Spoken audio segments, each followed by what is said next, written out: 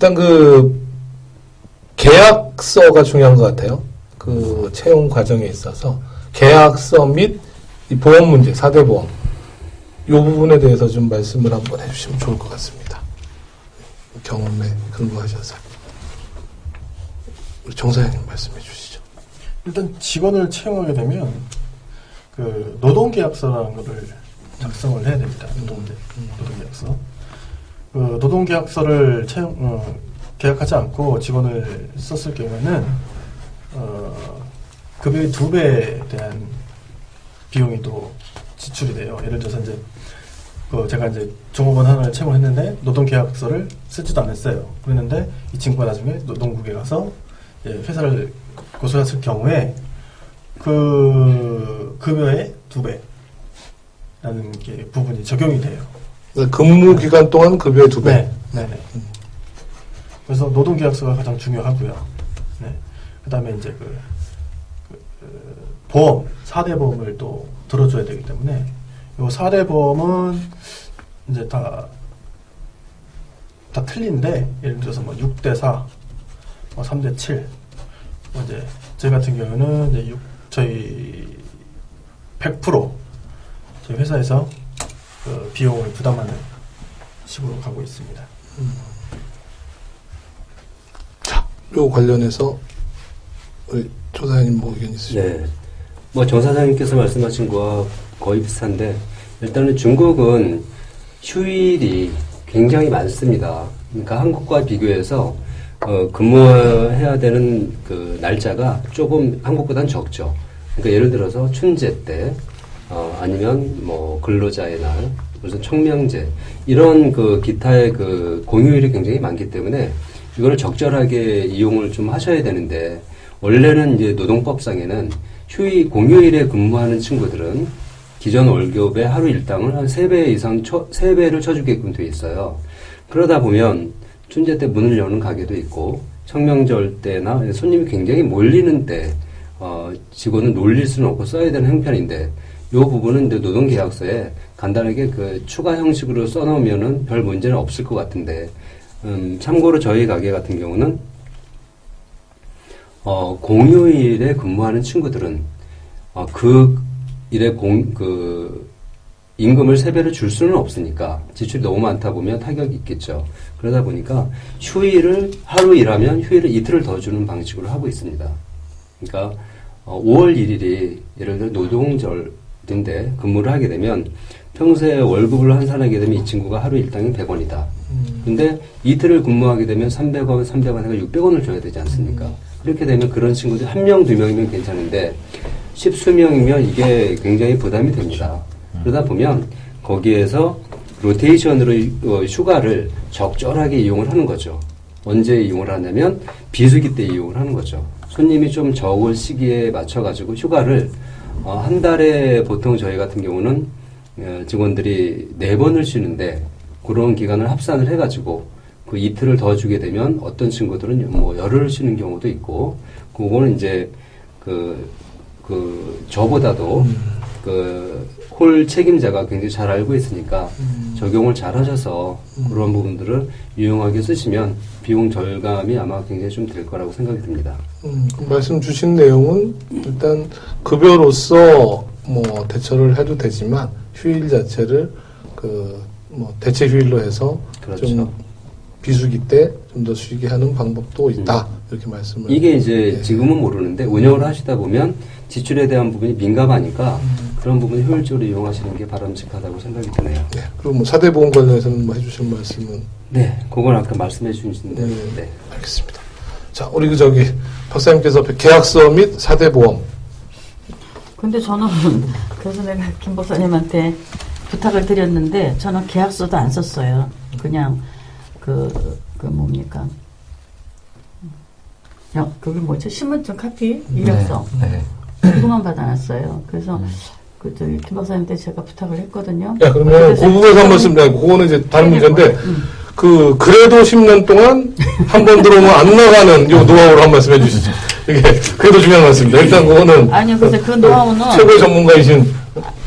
제가 그렇게 막 욕을 하고 야단을 치고 소리를 쳐도 처음에는 좀 거부 반응을 하죠. 걔네도 인간인데 왜 화가 안 나겠어요. 근데 지네가 잘못한 거를 지적을 해서 야단을 치니까 얘네들이 한 말이 없는 거예요. 그리고 모르는 거를 가르쳐 주고 사장이 지네들보다 음식을 더 많이 아니까 배우려고 하는 입장에서 순종을 하더라고요. 야단을 쳐도. 그러면 또 제가 야단 쳐고 그냥 저도 마음이 별로 안 좋잖아요. 그래서 저녁 때 직원들 모아놓고 회식을 해요. 그래서 니네 이렇다고 이야기를 하면 지네들 수긍을 해요.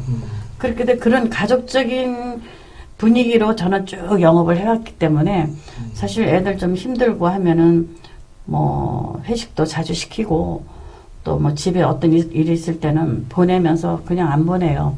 한 돈 1,000원씩 뭐 500원씩 이렇게 해서 차비도 해서 보태서 주고 인간적으로 대해주니까 얘네들이 굉장히 많이 잘 따라요. 따르기 때문에 한 번도 저는 직원이 집에 일이 있어서 가야 되겠다 해서 못 가게 해본 적이 없어요.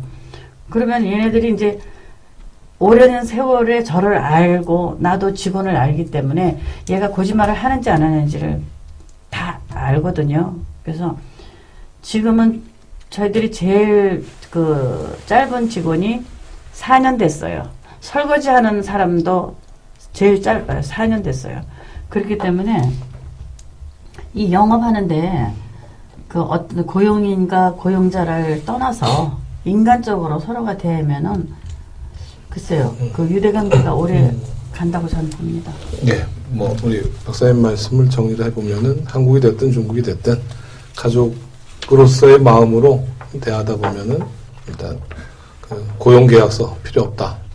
는 아닌 것 같습니다. 그럼요. 좀 전에 말씀이 고용계약서에 대해서 물어보시는 거 보니까. 왜냐면 큰 가게도 아니고 뭐 직원도 다 합해서 뭐 10명인데 그래서 난 이걸 몰랐어요. 그 며칠 전에 오셔가지고 근데 이걸 내가 지금도 오늘 오시면 계약서 그 초안을 갖고 오셨나 했더니 안 갖고 오셨대요. 그래서 저도 지금 조금 조마조마하는 입장입니다. 예, 그럼 그 부분은 갖다 주시면 예, 뭐 저희가 노동계약서는 우리 조 사장님, 정 사장님, 그래도 김성훈 박사님이 갖고 계실 거라고 믿고 일단 중국 북경에 최적화된 노동계약서를 그 사이트에 올려놓도록 하겠습니다. 그리고 이렇게 내시면 어떨까요, 결론을? 어찌됐든 노동계약서는 중국의 합법적인 표준형을 쓰되 각 업주별로 상황이 있을 테니 그 상황에 맞춰서 주변에 그 기존의 유경험자이신 그 업주들과 상의해서 하시면 될 것 같다. 그래서 이 정도로 정리를 하면 될까요? 어떻게? 근데 이 4대 보험은 얼마 정도 들어요? 임금의 한 43% 정도. 임금의 43%면 돈이 얼마야? 100원이면 143원 나와요. 이것도 적어주세요. 이것도 일단. 그럼 좀 이따가 제가 4대 보험을 좀 말씀드리겠습니다. 우리 박 회장님. 그렇죠. 4대 보험 다들 좀 복잡하죠. 예. 아유, 뭐랄까. 그러니까 뭐 1인당 그 비용이 그래서 이제 중국 비용이 이제 쉽지가 않은 거죠. 그러니까 전부 다 인건비로 사업을 했던 청도들이 다 나가는 게 그런 거죠.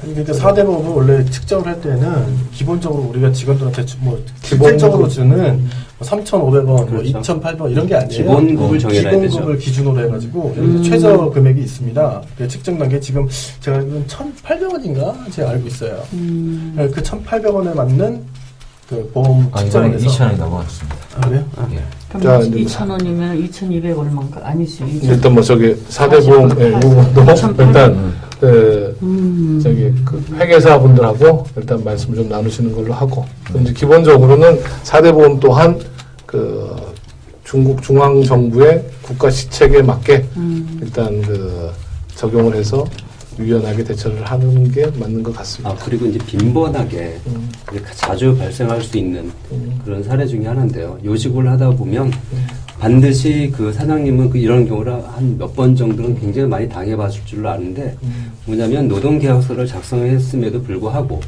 자기하고 근무 조건이나 사장과 어떤 그 종업원 간의 유대 관계가 잘 형성이 돼 있지 않으면 뭐든지 꼬투리를 잡아서 노동국에 신고를 하겠다는 얘기는 아마 1년에 몇 번 굉장히 많이 듣습니다. 그런데 노동계약서를 적법하게 잘 작성을 하게 되면 그런 거에 대해서 탈피가 될 수가 있어요. 그래서 나가면서 신고하겠다. 신고해라. 왜냐하면 그런 부분에 너무 휩쓸리다 보면 정말 영업을 못할 정도로 스트레스를 받을 정도가 굉장히 많이 있거든요. 실례로 직원 채용을 할 때 한 친구가 한 10명 정도를 데리고 왔어요. 자기 휴하에 있던 직원들이다. 그랬을 때 영업에 타격 저희 직원이 현재 48명이거든요. 48명인데 그 중에서 뭐 4분의 1 정도 되는 인원들이 그 한 친구를 통해서 왔습니다. 근데 본인이 불만족스러운 부분들을 전파를 해가지고 집단적으로 퇴사를 하겠다. 그리고 이 직원들이 전부 다 노동국에 신고를 하겠다. 이런 부분에 얘가 제가 있어서 그걸 2번을 당했는데 정말 그 원형 탈모가 생길 정도로 어떤 그런 스트레스를 받았던 적이 있었어요. 근데 결국에는 이런 계약서가 적법하게 잘 작성이 돼 있으면 그런 거로부터 자유로워질 수가 있어요. 나간다? 그럼 나가라. 잘해주는 친구들한테는 나가는 데 대해서는 아무 그거 규정 그게 상관없습니다. 네. 아니요. 자, 경제보상금 주셔야 됩니다. 경제보상금 주셔야 돼요. 보상금? 아니에요. 근데 요 부분은 이제 우리 정 사장님이 최근이 아니죠. 얼마 전에 당사자이기 때문에 한 말씀 주시죠. 이게 예를 들어서 그러니까 사례를 한 말씀 해주시면서 그렇죠. 이제 저희 같은 경우에도 직원이 단체로 사직을 이제 한 거예요. 그래서 이제 저희 같은 경우는 이제 노동계약서를 다 작성을 한 상태인데 이거 관리를 잘못해서 이 직원이 이걸 다 가지고 간 거예요. 그럼 이제 계약을 안 한 걸로 되잖아요. 왜냐하면 제시할 수 있는 계약서가 없으니까. 계약을 했는데도 이게 억울한 거죠, 굉장히. 그래서 이제 결국은 그 친구들이 한 10명이서 노동부에서 이제 저희를 고소를 했는데 우리가 노동계약서도 안 했고 뭐 우리가 초과 근무도 막 이렇게 했으니 그러니까 전혀 근거 없는 예를 들어서 증거는 없는 거죠. 이게 노동부에 신고가 돼갖고 한 150만 원을 청구를 했습니다. 150만 원 청구했는데 이거를 또 해결해주는 또 업체가 있어요. 대행 업체가. 네. 근데 이게 찾기가 굉장히 어렵고 또 이 검증도 제대로 좀 안 되고 그래서 이게 굉장히 골치 아픈데 그러니까 이런 것들에 대해서 조금 자유로워지려면 그러니까 저희 나름대로의 그 편법인 거죠. 그런 게 좀 있습니다. 그러니까 예를 들어서 아까도 그 계약서를 다 가지고 있으라는 이유가 이제 그런 데서 발생할 수 있는 하나의 이제 편법이죠. 네. 그런데 이제 계약서를 줬더라도 네. 금방 말씀 우리가 대화 나누는 중에 정상적인 계약서가 있을 경우에 네. 이제 대응을 하는 거하고 다르잖아요. 그죠? 그래서 이제 계약서를 잘 써라. 네. 이게 이제 오늘의 그 계약서 부분은 뭐 중요한 저는 포인트일 것 굉장히 반대되는 입장인데요. 음. 우선 이제 식당을 하시면서 규모가 그렇게 크지 않은 상태에서 식당을 하시면서 이제 기관에서 나온 어떤 그 폼이라든가 그 노동계약서를 보면 굉장히 자세하게 나와 있어요. 그러니까 중국 직원들이 그걸 읽을 수 있는 자라면 개인애들한테 가이드를 주는 거예요. 나한테 이런 권리가 있네? 그런 어떤 가이드북 같은 어떤 노동계약서를 직원들하고 체결하는데 그건 솔직히 말하고 사용자 입장에서는 굉장히 불리한 부분이에요. 가급적이면 사용자 입장은 갑이기 때문에 최적화된 그러니까 법률로 반드시 기재를 해야 되는 요건에 맞게 넣더라도 간략하게 쓰시면 돼요. 굳이 그렇게 구구절절하게 쓰실 필요가 전혀 없어요. 아니 노동계약서가 이 기본 노동부에서 발행하는 노동계약서가 있습니다. 그건 이제 네. 선택사항이고 그렇게 하라는 거지 강제적으로 거기에 맞춰가지고 하라는 건 아니거든요. 그대로 하는 건 아니고. 근데 저희 매장에서도 그 노동국에서 발행한 그 기본 요건의 양식을 그대로 쓰지 않고 그걸 저희 가게에 맞게끔 최적화되게 김 박사님께서 말씀하신 것처럼 그 간략한 부분만 조항만 집어넣어서 만들어가지고 했더니 전혀 문제 없다. 그런 얘기를 들었어요. 저희들은 그렇게 만들어 드립니다. 음. 이제 그 사업자 성격에 따라서 그게 강제 조항은 아닙니다. 네. 그러면 지금 이제 말씀하시죠. 두 번째는 반드시 계약서를 세 부를 쓰셔야 돼요. 세부? 예. 사용자, 종업원, 그리고 이제 회사에 나왔던 경우들이 상당히 많거든요. 근데 회사에 나왔던 경우는 인사, 총무, 그러니까 조금 규모가 있는 데는 나가는 직원이 이쪽 회사에 있는 애를 꼬들겨가지고 둘이 다 폐기하는 경우도 있어요. 아, 그거는 저걸로 대체하면 됩니다. 놓는 게 아니라 그 사본을 비치를 하게 되면 되고요. 나중에 이제 원본이 필요할 경우에는 그거를 갖다 주면 되는 거고 사본으로 대체할 수 있습니다. 사본을 대체한다는 게 네. 무슨 말씀이에요? 그러니까 가게 비치에 두는 상황 이 부분은 원본을 놓지는 않죠. 가게에다 원본을 놓지는 않죠. 아니 그럼 그러니까, 이거를 갖다가 먹지를 대고 석장을 쓴단 말이에요? 아니요. 이런 걸로 세부 작성. 이런 걸 세 장을 다 쓴다고? 그럼 이제 세 번째는 이제 노동 중재가 많을 수밖에 없는 게 부추기는 세력들이 많아요. 특히 변호사. 그렇죠. 노무쪽 같은 경우는 조금만 만져주면 이제 성공보수로 하겠다고 이렇게 다가오는 친구들이 변호사들이 많기 때문에 조직들이 많기 때문에 그런 거에 휩쓸려가지고 움직이는 친구들이 상당히 이제 많고 그렇기 때문에 가급적이면 중국 법이라는 게 한국 법하고 틀려가지고 노동자 위주의 법이라고 생각하시면 돼요. 그렇죠. 그러니까 계약서는 간소하게 이제 디테일하게 써야 되는 부분들이 있어요. 특히 공장 같은 경우는 이제 그런 부분들이 아니라면은 간소하게 쓰시는 게 맞고 제 생각에는 두 번째는 이제 우리나라 기업들 그리고 우리나라 업주들 사용자들이 굉장히 열의세요. 중국하고 사업을 하시다 보면. 근데 중국에서는 이 상가벌 제도를 가장 합리적으로 잘 활용하시는 분들이 사업을 잘 하시더라고요. 그런 측면에서 이렇게 일반 기업들 참 잘해요. 일반 식당도 보면 이 상벌 이 벌칙을 그러니까 너무 막 그곳에서 인터넷 막 다 뒤져가면서 이쪽 어깨에 필요한 거 막 쓰실 필요 전혀 없어요.